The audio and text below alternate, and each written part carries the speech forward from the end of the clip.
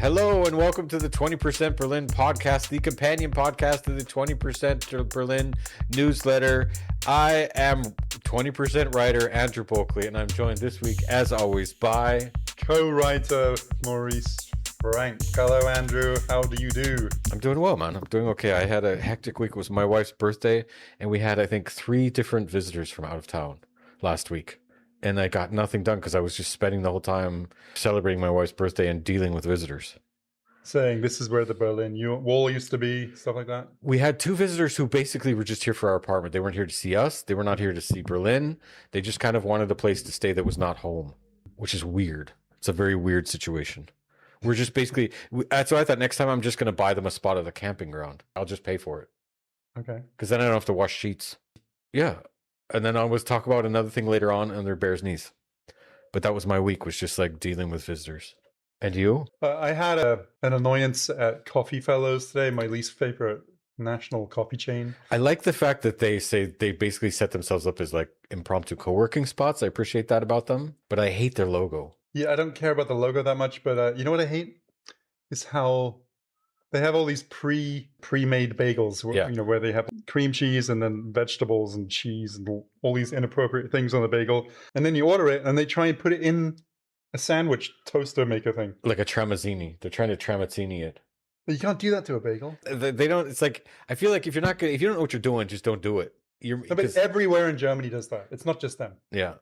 Like, what is it? You have a sandwich with lettuce and tomato in it, and then you put it in a toaster. The lettuce is going to wilt. Yeah. It's going to be lukewarm. It's going to be just all around mediocre. Yeah, but that's because Germans don't understand sandwiches. They really don't.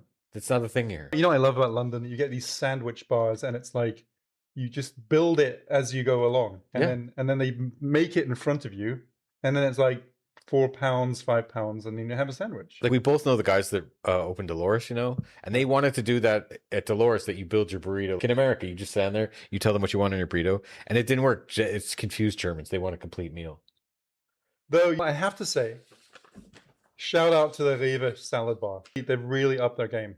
Rewe does a decent salad bar. No, everybody. It's weird that it took the German supermarkets so long to realize, if you give people nice stuff, they'll pay for it. Like, you know how much nicer grocery stores are now? Yeah. And I realized that writing a thing for 20% once, the pre-holiday shopping craze, that like, it was just madness. It was anarchy in there. It's gotten better because they learned, if we restock the shelves, we sell more products. Right. Because the problem used to be you would go in at 5 o'clock or 6 o'clock after you're done working, and there would be nothing left in the store because everybody's panic buying for the next day. Right. But now you just go in there, you have to fight with the people stocking the shelves, but you just get everything. You can even get the weird camembert you want at 9 p.m. on a Friday before a holiday. And Aldi, they spruced up their interiors. They give this sort of club vibe. So I have to say, Penny and Lidl, they're the holdouts. They're still like Penny, Lidl, Netto. Wait, there's one below it. What's the one below it? It's really Penny? No, there's one down below it, and it's only in like the east, and actually Bavaria has them. Norma, yeah, no, we have a few Normas here. Sometimes there was actually a Norma in a tent in Berlin for a while. I bet Norma would love to have just all of them in a tent. But I think part of what Germans like about a Penny or a Netto, it depends, there's 2 Nettos. Depends on which Netto, because the Swedish Nettos are kind of nice. I think it's actually Danish. A Danish, whatever, Scandinavian, they're all the same. It is Danish, it's the shipping guy. Anyway, I think Germans sometimes want to go in there and they want it to look shitty in there because then they think they're really saving money. Absolutely. Germans don't want nice stuff, nice shops, because then they think, I'm paying for the interior. But maybe that is changing sort of with the Instagram. I think it totally is. I think that's why Rewe people want stuff to look nice now. People finally realize, like, Jesus, I can have a nice experience. And they're like, we can make more money by making stuff feel and look nice. Yeah, but now just stop putting sandwiches, which you have to call sarnies in London. You can do that. A sarnie. They just don't. There's no sandwich culture here. You know what I really miss from London? A chip butty, which is basically... We have those here. No. It's a bread roll. With French fries. Yeah, with butter and fries. Wait, where can you buy that? Down by it's a staple down where my wife comes from in Hessen. It's called a hippie Brötchen. Okay, you don't have them in Berlin, though. No, you could... Hippie, yeah. Hippie Brötchen. Yeah, there's also the Gammler. Do you know what a Gammler is? Yeah. You just throw the Brötchen into the frying fat. Oh, that's gross. You just deep fry a Brötchen. Okay, wow. Well, but you got all the other juice in there from them frying shashliks, and All right. I mean, it's just an admission of how garbage we're eating. Yeah. But no, because I did a thing on Instagram about it, and a lot of people were like, "Oh my god, I miss the hippie version." Half the Germans were like, "You were like, that doesn't exist here," and then the British people were like, "It's just a chip, buddy." Anyway, this is the Berlin News podcast. Right. So this week we want to talk about national-wise the election in Saxony-Anhalt that's coming up and it's going to ruin our future. The fiasco that has become the Volksbad swimming pool. The current ongoing cyber attack on the Berlin administration. 65 years ago, they built the Berlin Wall. And you want to discuss a little bit of bureaucracy. And then we will, of course, have our favorite segment, Bears Knees, 2 things we like about Berlin. Should we talk about Saxony-Anhalt first? Yeah. What do you want to say about it? In Saxony-Anhalt, voters are heading to the polls this Sunday in an election that could reshape the political balance in the state, with the AfD seeking to make significant gains. I had ChatGPT right Significant? It's going to be a takeover. They could get the AfD could get a simple majority alone, so they could run the state. Right. There was a very good thing. I talked about this. I don't have Netflix. I don't have Amazon Prime. I don't have Apple TV. I don't have HBO. I don't have any of that. So I'm forced to watch the ARD Mediathek. And there's a very good thing about what that might mean. Realistically, they're going to just change funding for culture. That's about the only thing they can do right away. They can also mess with the school curriculum a little bit. Their idea for school curriculums is insane. It's refugees because immigrants can stay. Refugees have to go to a school that's like their school at home, in their native language. That's what the AfD wants. Or at least in a separate classroom. In their native language. Yeah, I mean, like, they have to go to classes that are in their native language, following the curriculum of their home country, so that it's easier for them to go home. Basically, they don't want the refugees to integrate, because then they might get the idea that they're going to stay. But how much would that cost? I know, and where are you going to find all those teachers that want to do that job, you know? I mean, come on. It's they live in as much of a dream state as Die Linke. These are things that are not going to happen. One thing that probably will happen they want to put a German flag in front of every school. Those are the kind of things that will happen. And they want kids to sing the German national anthem. I pledge allegiance to the Republic of the United States of America.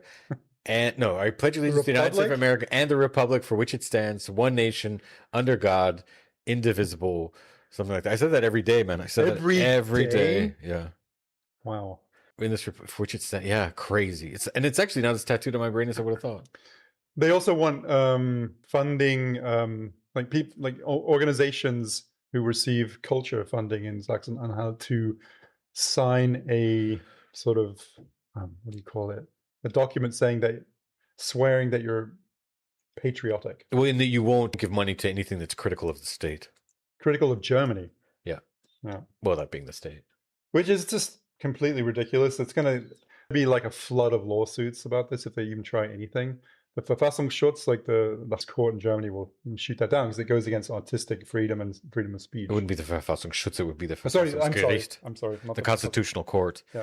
No, of course, but that's what's going to happen. I was just trying to think of, like, what could you do if you get into power as the AfD? Those are the things you could do immediately. You could change the way you fund it. You could hang this flags up. You know, I think you can look to America to see what's going to happen. The police is going to feel even more motivated to be unfair to immigrants and refugees. Yeah, a lot of it won't be official policy. It'll just be vibes. You know, like we feel like we can be shittier to immigrants and because people of color. And then politicians who are judges who are far right wing will make more far right judgments because they feel like we're just herd animals. Yeah. They also want to cancel. Well, so each state has a contract with the public media organizations of Germany, and if the AfD gets into power in Saxony-Anhalt, they want to basically shut down the local branch of public TV. MDR. Well, they have MDR there, right? What's it called? Mitteldeutsche. Mitteldeutsche. Yeah. And they want to basically have their own version of it, which is going to be called like Heimfunk or something. And it's just going to be like local news, coverage of local like village fests, stuff like that. Nobody's going to watch it. Oh, man. Well, can they do that, though? Can they cancel it? I think they can nullify that contract. Yeah. Man, it's just all of this just ends up in court and wasting time. Yeah, it's going to be a legal morass for everyone involved. Because I debated, like, do I stop doing comedy gigs in Anhalt, like Halle, Magdeburg, Madeira, you know? No, because the people that come to your shows they're They're be regular nice people. That's what I just said. And now that I'm German, I also feel like maybe we need to fight for this. I know you hate East Germany. I like East Germany. And I like don't East German hate culture. East Germany. Not when the, podcast is recording. There's some great places. East Germany. Yeah, Halle. Like Halle is actually nice. Yeah, Leipzig. Leipzig's easy to like. Yeah, I like Wartburg. Have you ever been there? I have not, but that's in Thüringen. Yeah, it's in Thüringen. It's the castle where Martin Luther translated the Bible into German. Of course I've been there. Eisenach. I thought you meant the town of Wartburg. No, I meant the castle. The town of Wartburg is actually where BMW was founded, and then when the wall, BMW moved to. How's that possible? It's called Bayerische Motorwerke. Because it was called something else before that. Really? One of the best museums I've ever been to was the Trabi Museum in Zwickau. Okay. Because that was the heart of German automotive, and it explains what happened and how they. Right. Like all the executives knew that the Russians were not going to be good. The Soviets were not going to be good, and so they moved. Okay. But no, I've been to Wartburg where Martin Luther. It's a really cool castle on top of this rock. Yeah, and Eisenach. Eisenach also a really pretty city. Yeah, I love that stuff. And how can we lose that? Weimar, beautiful city. I mean, Quedlinburg in Saxony-Anhalt, great place. Actually, was the seat of German government for a while. What, and like the seat of the German Empire? Yeah. Right, in what, like 1100 or something? It's funny because an ex-colleague from Bloomberg, she bought a house, one of those old Holtz, those half-timbered Tudor things, and restored it. She's British, so it's all very, very nice. All right, but I don't actually think they're going to get a majority. Do you think they'll get a majority?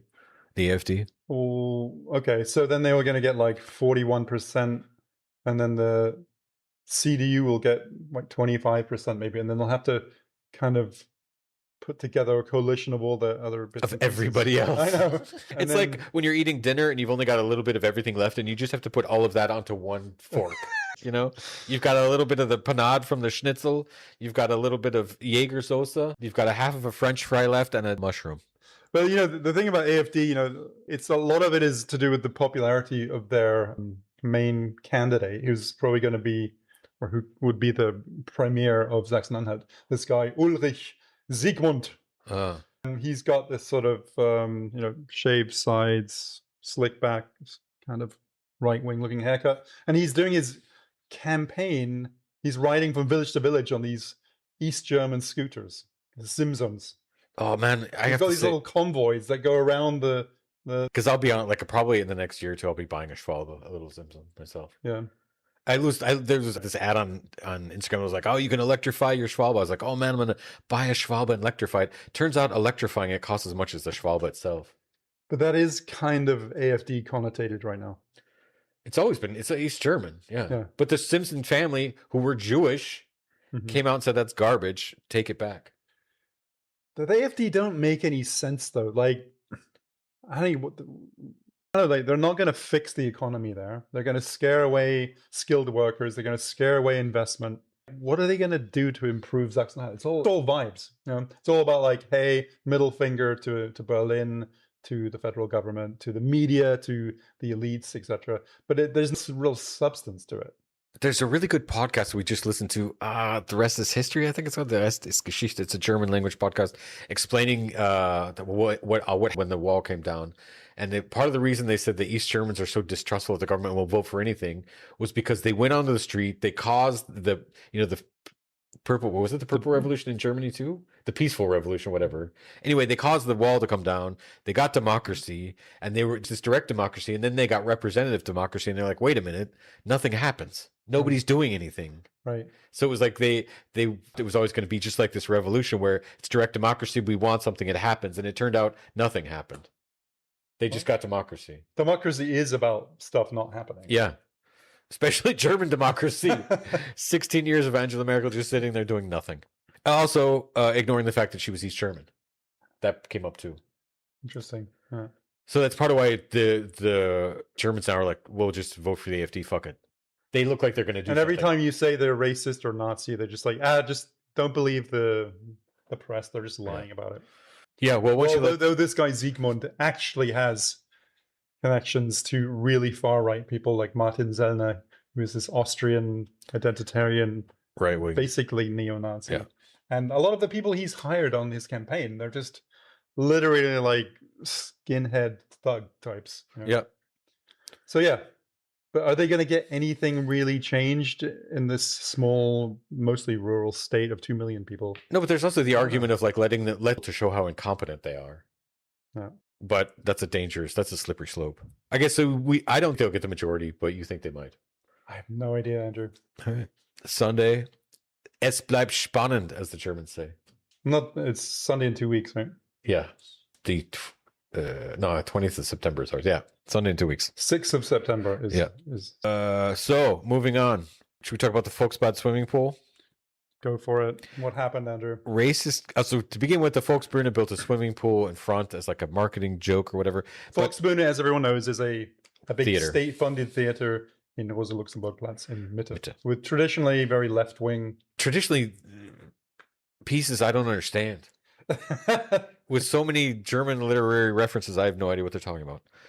But so they built the swimming pool. Racist comments and threats led the Volksbühne to cancel a joint event last Friday. It would have been last Friday with the Each One Teach One association that would have opened the theater's Volksbad swimming pool only to young black swimmers from 12 p.m. to 6 p.m. Bild, all the German right-wing media jumped on that as reverse racism, that white people would not be allowed to swim. And so then the head of the Volksbad said, we're not going to do this event after all because we cannot guarantee the swimmers' safety. I mean, what opposed sort of fake outrage about so-called reverse racism was a CDU politician from Mitte. She made a video about it and posted it, which is pretty outrageous, I think. I mean, again, it's also about artistic freedom. This is it's a theater. They can do whatever the fuck they want, you know? And I think I don't know. They can't do whatever the fuck they want. I agree with the idea of like everything should be open to everybody, but I also agree with sometimes it's okay for women-only events. Like men have fucked up enough that women can just go hang out by themselves sometimes. Yeah. And I feel like Whitey, we've fucked up enough that if a bunch of black people want to go swim for a minute, go ahead. I do take issue with words like safe space. And I don't think safety is the issue here. I think it's just like, hey, this is an association that has the interests of young black people living in Germany in mind. You know, they do face discrimination. What? So they say, Andrew. Yeah, I cannot imagine. And so why not let this like association or club or whatever it is just like have their like, private swim party? But I also feel like part of the problem was that on the Volksbühne website, it literally said like, you know, black people only. Like rather than saying private event with EODO, right? Like they sort of like tried to use it as a marketing tool for the Volksbad and Volksbühne to say, look how cool we are. Huh. And I feel like, you know, it's sort of like in America, we were always taught the Protestant thing of like, if you give a gift, don't expect to thank you in return. Give the gift. And so it's kind of like, if you're giving this to the EODO swimming pool, then just give the swimming pool to EODO and just stop. I'm surprised he canceled the event. Couldn't he just have got more security guards? That's what I feel like. He's in the press release specifically. Not even the police can protect them. I think what they were thinking about was like these swimmers coming on the subway and bumping into protesters who are also coming on the subway to protest the thing. And suddenly some skinheads from Saxony-Anhalt are beating up a couple of black kids from Wedding. That's what it's. I mean, yeah, it is just. I mean, it's incredible that, you know, who comes out of the woodwork because of something so. That's utterly uncontroversial. And I always felt like, were you even going to swim there anyway, dude? Like all these people, like there was this woman on Instagram, everybody reposted her. Oh, I feel so weird. Like you weren't even going to swim there. It wasn't even going to affect you. Yeah.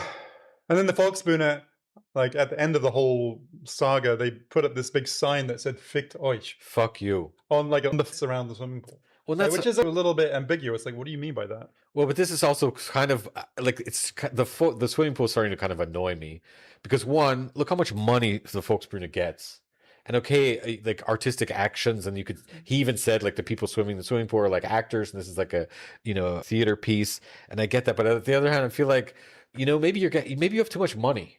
What's his name? Johannes Lilienthal or something? Yeah. I don't know. I mean, was there somehow like a plan behind this? Well, that's it. The whole thing is just sort of a guerrilla marketing stuff. Bingo. That's what I'm certain. And the swimming pool was closed all week because the showers were broken. And he even said, oh, apparently there's a lot more to running a swimming pool than I knew. Where it's like, dude, yeah, why didn't you and he came out and said, oh, Berlin has cut spending on infrastructure. And so we're going to put a swimming pool because Berlin isn't spending enough on infrastructure. And I feel like, yeah, because they're giving your theater too much money. And to be fair, it costs 300,000 euros, which seems quite low actually to install an entire huge swimming pool. on a public square with changing rooms and showers and stuff. Yeah, but once you like get up to a certain number, like it's all just like, oh, we're gonna spend 200 grand. Okay, you can get a lot for 200 grand. Mm-hmm. What I don't like, if you know about construction sites, or if you ever go to like a convention, they build these stands and then they just throw all the wood away afterward. So all that decking around the thing is just going to get chalked. The whole thing will get thrown out. Yeah, and that big plastic liner. And so it's kind of like, I just think like maybe this wasn't such a great idea. And he said, Berlin's not spending enough on infrastructure. I feel like one of the few things that works in Berlin are the swimming pools. Yeah. I spent a lot of time in swimming pools with my kids. I haven't gone lately, but they were all pretty nice. I think the U-Bahn works okay. There could be more of them. You know what I love, though? I love buses. I'm really kidding me? Discovering buses now. Oh my God, no way. Because sometimes there'll be like a quicker, like if you just use the Before app, you'll find a quicker way to go from like whatever Tempelhof to Zoo without changing on the U-Bahn. And it'll just be some direct line with nobody on it. The double-decker, you can sit at the top. The double-deckers are great. I turned into a little kid on the double-decker. They don't smell as bad. They have that weird bus smell, though. Yeah. That weird, like, plastic diesel that help with the motion sickness I get. My kids love sitting at the top right at the front. We all do. What, you don't? Are you kidding me? I have some of my favorite pictures are me sitting on the bus with my little Birkenstocks up against that window. I would take the bus from... as a kid? No, I would take the bus from Handelsblatt over to Wittenbergplatz to get Dolores for lunch. Okay. When I was at Handelsblatt. But they're still buses, man. But of course, they're made to fill the holes where the subway is in. Wow. All right. So that's the whole thing is that it's the whole thing. Yeah. And it's like, did you really need to? And now you've pulled black people into it. Yeah, and those kids are probably feeling kind of crappy that their event canceled, and if they actually follow the whole debate around it.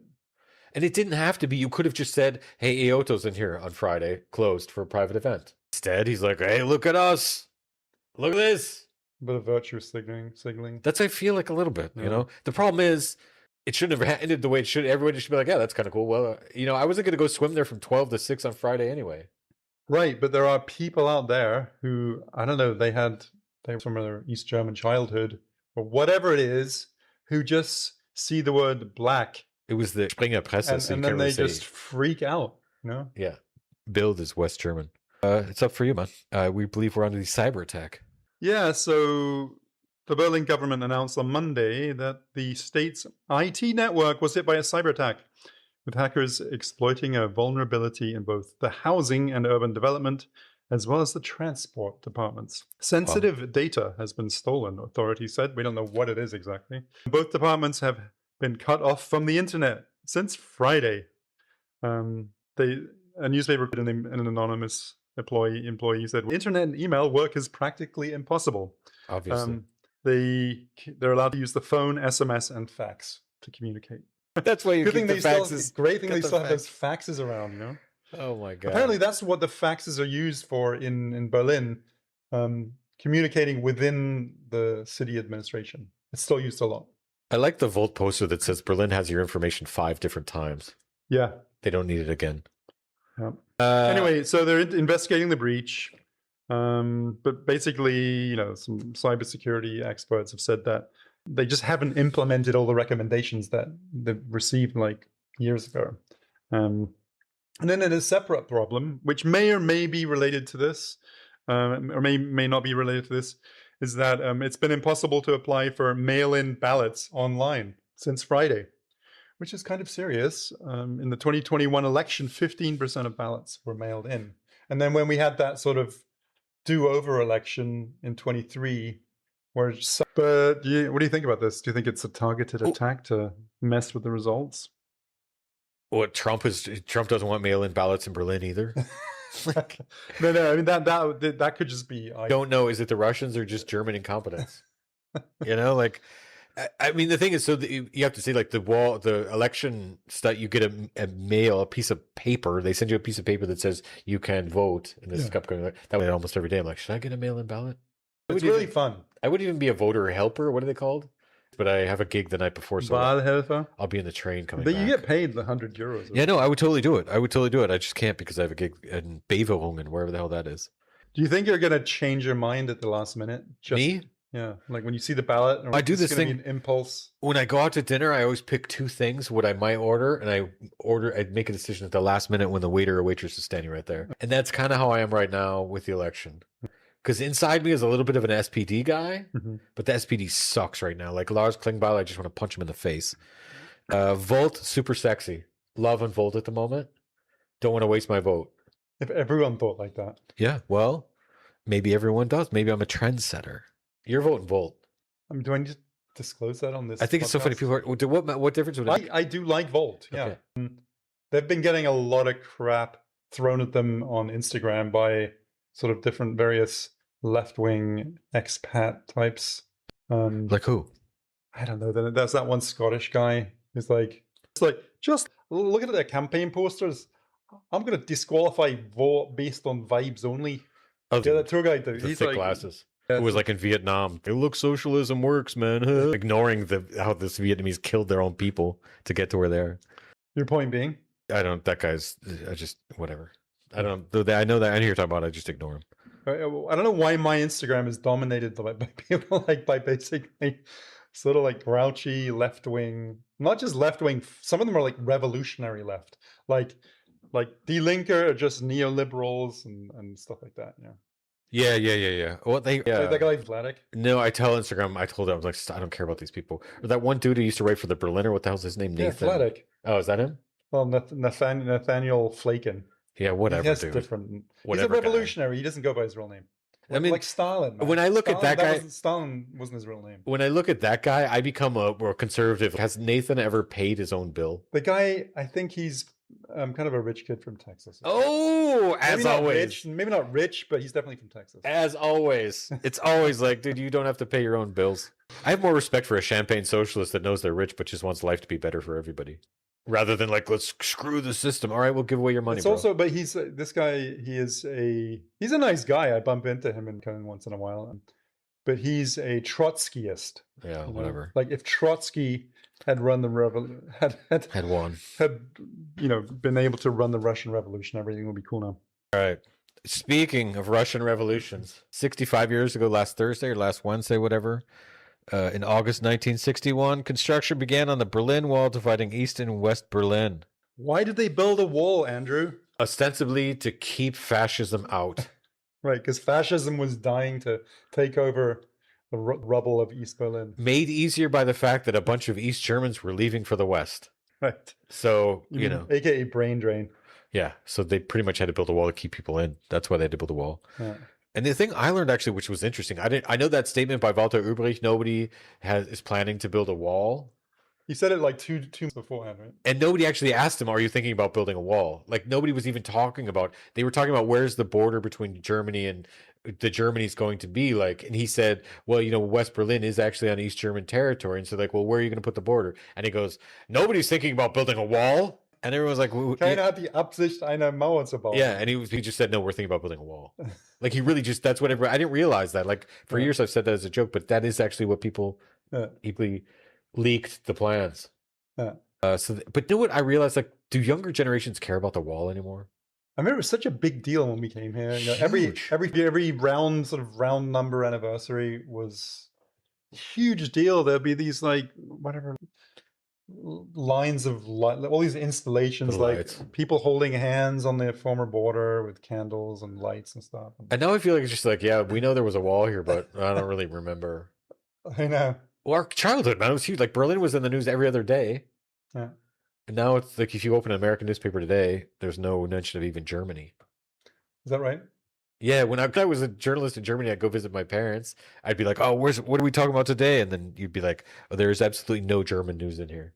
Yeah, but so it's like it's a big deal, the 65 years thing, but I kind of think like maybe not.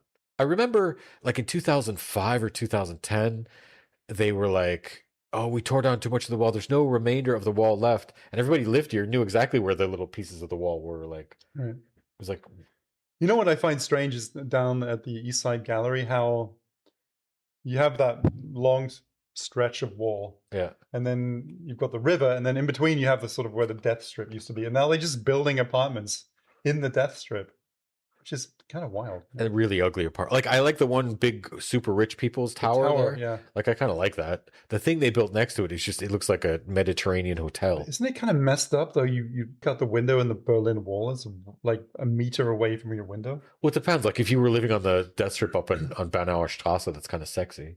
those little townhouses Those there. little townhouses that you and I should have bought. I drive by there, and I'm like, I didn't even know they were building those, and I was like, oh, I wish I'd known. I could have bought one for like $500,000. Yeah, the Death Strip. It's just weird to live there, though. I don't know. Oh, it's a nice part of Mitte. But the thing over on the East Side Gallery, and they're building those things there, and like, I mean, the problem is like they have a really bad track record of development. Berlin, like the thing they did around the Uber Arena is just a disgrace. I think the marketing Berlin as a place that all these bad historical things happened, I don't think it's working for tourism anymore. Well, that was like nobody cares about East Germany. Not that many people care about even World War II and the Nazis anymore. That's what I mean. Like the wall it's losing its importance. World War II is now like, we had grandfathers who fought in the war. We knew people who fought in World War II or like had an opinion, like were there. Mm-hmm. And the new generations don't have that at all. Mm-hmm. I mean, that's exactly what historians are saying. That's why fascism's coming back. But yeah, there's one of my favorite jokes by a Berlin English language comedian was, you can like Berlin for a lot of things, but not its history. Like, yeah. I love Berlin history. I mean, it's just been milked to death. Like, what else can you say about it? We need a couple of decent artists or thinkers or, okay, there's a generation of authors that lived here. You're a thinker, Andrew. Yeah, that's why we get 1,000 views on our podcast. Like, we need Berlin that isn't just, oh, we all do drugs. Yeah, and apparently more people are dying of recreational drugs now too. GHB. I can see the taxis on the street, and when I come home from a gig, I can see the drug taxis. You can see them. Yeah. Like if you wanted something, you could just walk up and be like, "Hey, man." And it's not just cars anymore; it's also Lieferando dudes. Really? Yeah, totally. Okay. Yeah, okay. So I mean, Berlin has just become this sort of, I don't know, sort of like this backwater where no planes even fly to. Well, that's you come here, do drugs, pass out on the street. I mean, to be fair, Amsterdam, they're making a living from that. But didn't they move the whole red light district to the outside of town? They're trying to downsize it. It's apparently very hard. If you have a tourist business, they will not let you open it inside the city anymore. Okay. Like a friend of mine, she has a bike tour company, and they basically made her leave. And I was like, because Berlin would never, like, that's a crazy incursion by the government. That would never happen here. Tourism's kind of stagnating here, though, isn't it? It is. I mean, that's what it looks like. But everything's cyclical. It doesn't. People freak out about this stuff. Life is cyclical. That's what's going to happen. Like it's going to, like, everybody who thought Berlin was great has been here, seen it. They've posted their thread on Reddit. Okay, and now, like, I don't know. That's what my wife says. Like, if the war ever ends in Ukraine, Kyiv's going to be just madhouse. Kyiv's going to be the new Berlin. Kyiv, yeah. All right, so 65 years of the wall. It's up to you. It's up to me? Yeah. Sorry, somebody's trying to call me. She's cute. It's your wife. No, I don't know. I just saw the picture. Just a business partner. Oh. So, yeah, back to Berlin politics. So, every election, the Berlin Chamber of Industry and Commerce complains about bureaucracy. I think they trot out the same study, actually. Right. So, they basically had this study done saying that if you cut red tape in half, like all the rules and regulations in half, you could free up 35 working days for a small company employing 20 people. So eliminating outdated regulations, approval requirements, reviewing costly rules like species protections and accessibility standards that inflate construction costs. That's like when like a huge project has to be delayed because they need to move like one anthill. Frogs. Yeah.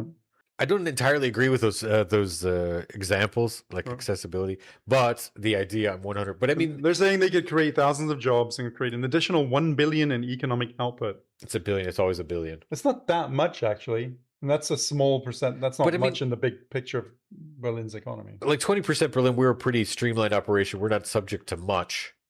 We have to have the impressum. It's actually just business imprint, but.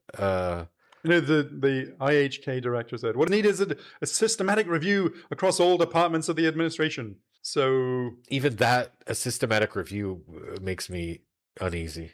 Do you know how many meetings and that is? I know, and there's not going to be a Doge type committee who just, but that's what, young guys going in there just. I feel like they really do have to just, like, how are Germans complaining about bureaucracy all the time and not doing anything about it? Like, to be fair, the citizenship process, that was a good move. That made it much easier. They still require too many documents, but whatever. But there's just all this crappy things. Like when my kids wanted to get a driver's license, you first have to get approval from the state to go get it. You have to go sign to say I'm going to get a driver's license before you can go take classes to get a driver's license. Why? Why? Yeah, get rid of. What's the reason? And there's tons of these little tiny steps that are just pointless. Like, and I don't know why the government's not doing more. I mean, sometimes they have these laws that say, like, if you pass a new law, you have to get rid of an old one. The problem is the laws themselves are complex. And so the bureaucracy basically has to implement what it says in the laws. And the laws are just insanely complicated. Simplify, man. Like, it's like everything has just become an income tax return at this point. Like, nobody understands what all this stuff is on there. Right. And there's like a lot of businesses of all this tax software. I mean, they're making a killing off of just the fact that the government doesn't know how to have a decent user experience. Yeah. A user experience of Germany, the German user experience. I like that we need a UX designer for Germany. I know, absolutely. I mean, somebody when I wrote about the commerce thing in the newsletter, a reader wrote, what they could do to cut bureaucracy, or just what the EHK could do, basically not make it a requirement to be a member of the. I didn't even know that was a thing. If you start a business, which is a Gewerbe, not just freelance business, how do you even describe and explain that in? Well, you just register your business. You get a registered commercial. You get a business license. Business, right? Yeah. Then you have to be a member of the Chamber of Commerce. Why? You just do. It's like this weird thing of like, you have to pay the TV license fee. You have to pay the GEZ, but it's not a tax. It's like you have to contribute to the business lobby group. To be fair, like I read that thing and I totally agree with him. But then I think, you know what you need to do? You need to call them up and say, how can you help me?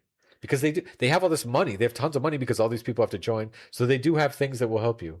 Yeah, my old business, I mean, this is 20 years ago. We had to pay 150 euros a year. I don't think we ever used any of their services. You could, I feel like part of the things we as expats or internationals or whatever you want to call us, we don't ask for help enough. And you can actually call them up and be like, hey, can we get some help? Yeah. No, I mean, the German mindset is more like, how can I milk the system for something? Yeah, but if that's the mindset, you're a part of that system, you need to get in there. Exactly. Yeah. Like as an expat, you don't be a burden. You don't want to bother anyone. You might be a little nervous about.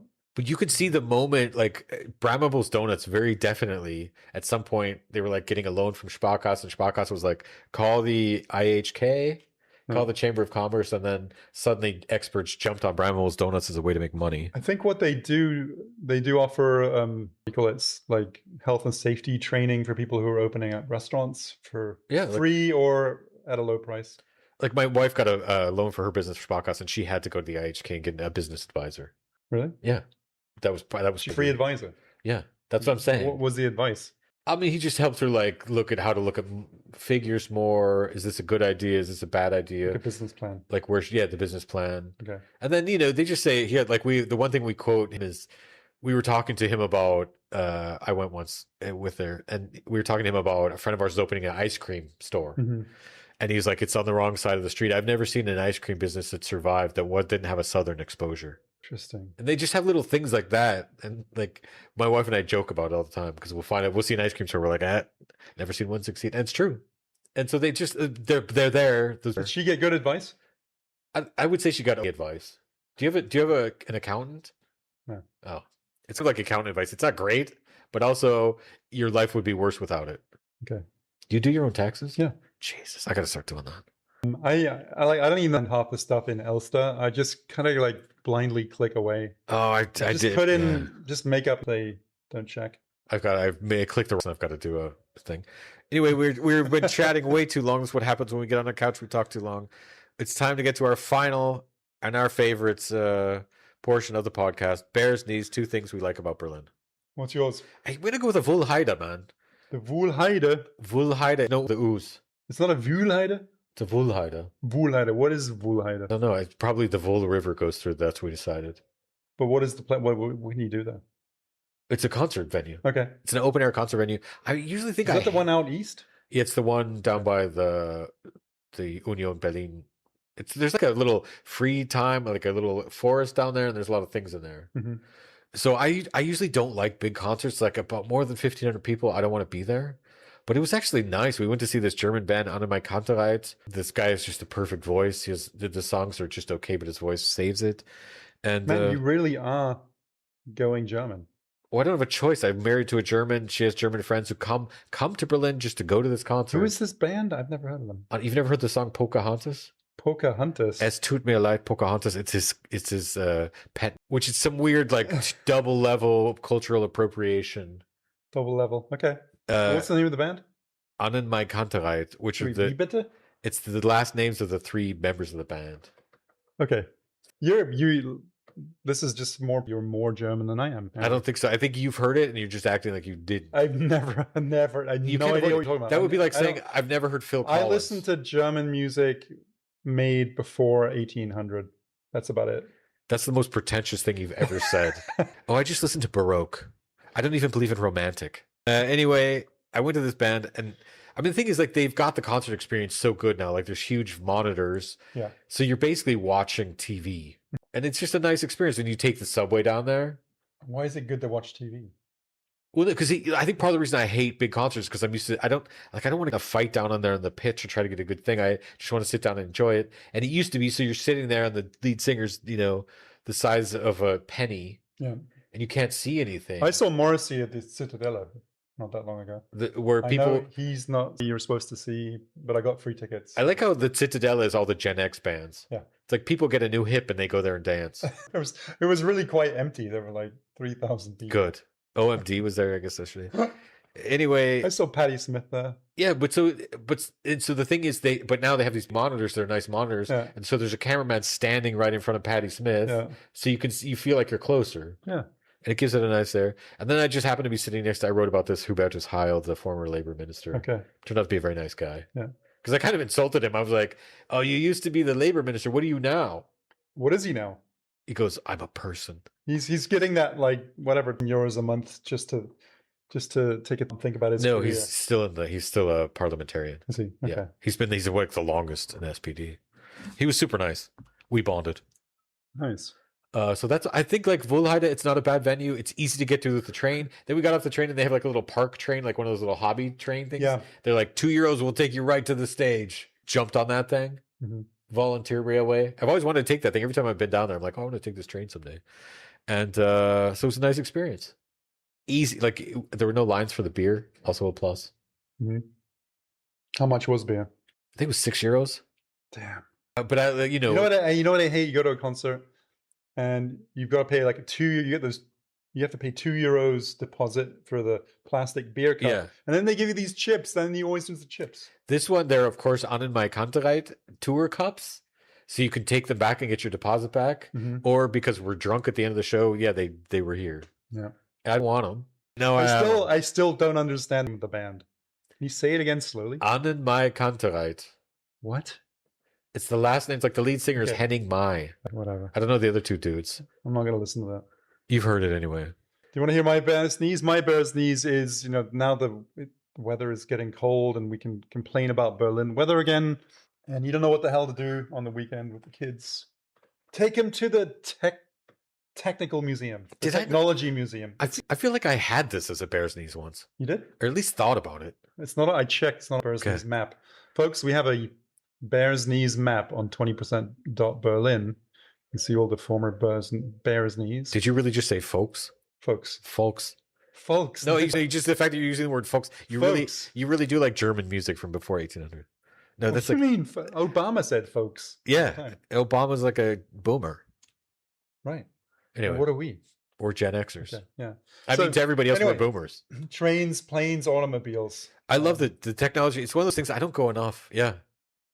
I love the thing in the back where it's just train cars. Yeah, and a giant hangar full of trains. Yeah. I like the boat department. They have a Babbage computer in there. Yeah. It's great. I mean, and that used to be the cargo train station for the train station. Is that right? Yeah. Yeah. It's a great place. Got one of the Raisin bombers in front. Yeah, you can spend like 4 hours in that. Yeah. Except for the annoying little kids. And there's like a those are my children. There's a weaving machine. Who doesn't to weave? Yeah. It's so rewarding. But have you woven? My grandma was a big weaver. Like when she quit being a school teacher, she got way into weaving. Wow. And there's just something like that like soothes the side of you that you put that through and then it comes up and then you put it back through the other way, like watching something like slowly. Gen Zer would say it's just good for my ADHD. Are you mocking your own children? Oh, my children don't say that as much. I'm mocking comedians. Okay. Do you know anyone who doesn't have ADHD? No, that's my point. That's my point. Okay. No. So Technikmuseum, I think it's good for adults too. I think it's good to know. You wrote that chat group about this podcast. I thought I gotta go back.